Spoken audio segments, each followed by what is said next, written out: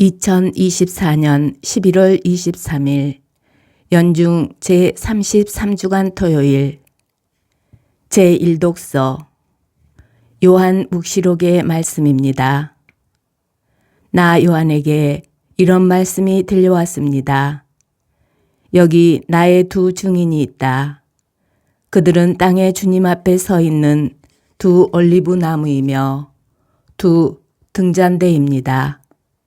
누가 그들을 해치려고 하면 그들의 입에서 불이 나와 그 원수들을 삼켜버립니다. 누가 그들을 해치려고 하면 그는 반드시 이렇게 죽임을 당하고 맙니다.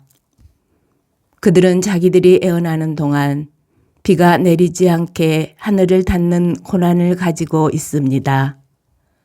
또한 물을 피로 변하게 하고 원할 때마다 온갖 재앙으로 이 땅을 치는 고난을 가지고 있습니다. 그러나 그들이 증언을 끝내면 지하에서 올라오는 짐승이 그들과 싸워 이기고서는 그들을 죽일 것입니다.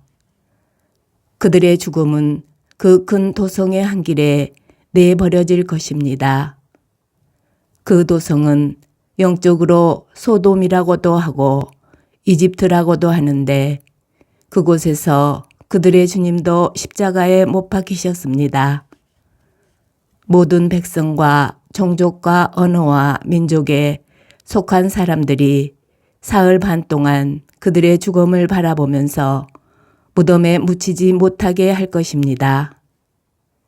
땅의 주민들은 죽은 그들 때문에 기뻐하고 즐거워하며 서로 선물을 보낼 것입니다. 그 두 예언자가 땅의 주민들을 괴롭혔기 때문입니다. 그러나 사흘 반이 지난 뒤에 하느님에게서 생명의 숨이 나와 그들에게 들어가니 그들이 제 발로 일어섰습니다.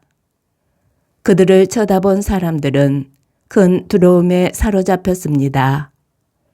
그 두 예언자는 하늘에서부터 이리 올라오너라 하고 외치는 큰 목소리를 들었습니다. 그리하여 그들은 원수들이 쳐다보고 있는 가운데 구름을 타고 하늘로 올라갔습니다. 주님의 말씀입니다. 복음. 루카가 전한 거룩한 복음입니다.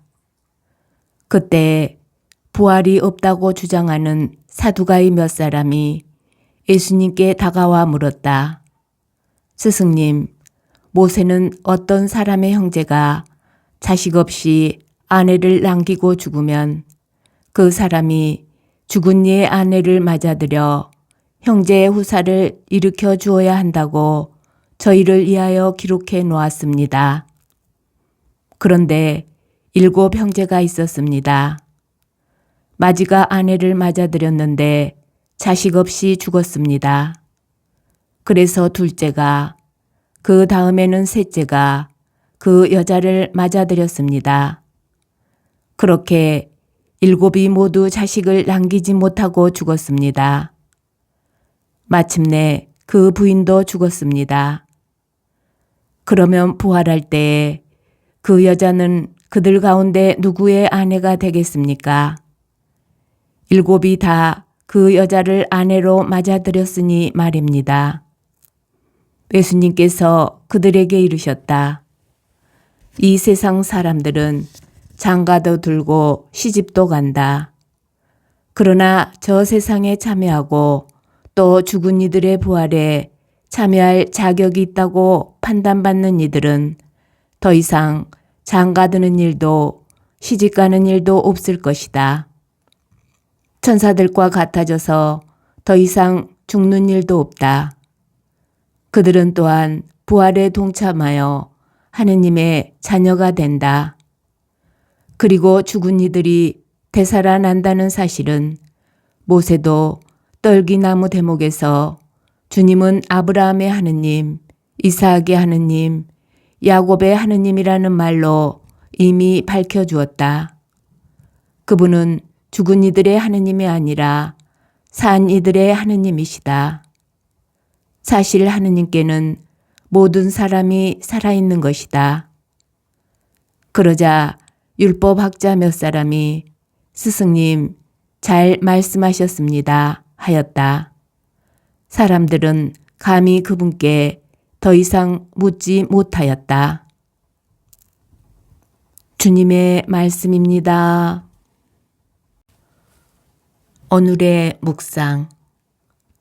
제1독서에서는 두 증인에 대하여 이야기합니다.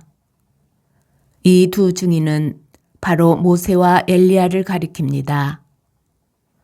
애언하는 동안 비가 내리지 않게 하늘을 닫는 고난은 아합 임금에게 하느님의 말씀을 전하면서 3년 동안 비와 이슬이 내리지 않게 한 엘리야를 떠올리게 하고 물을 피로 변하게 하고 오날 때마다 온갖 재앙으로 이 땅을 치는 고난을 가진 애언자는 이집트에 10가지 재앙을 일으킨 모세를 떠올리게 합니다.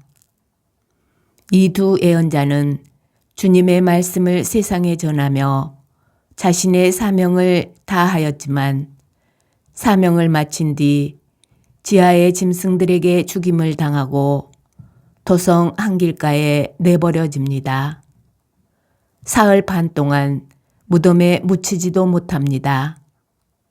마치 악이 승리한 듯 보이고 이 애언자들은 조롱거리가 됩니다.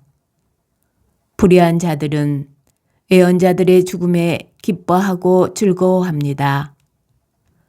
그러나 마지막에 하느님께서는 당신의 애언자들을 일으키시고 하늘로 불러 올리시어 그들의 승리를 선언하실 것입니다.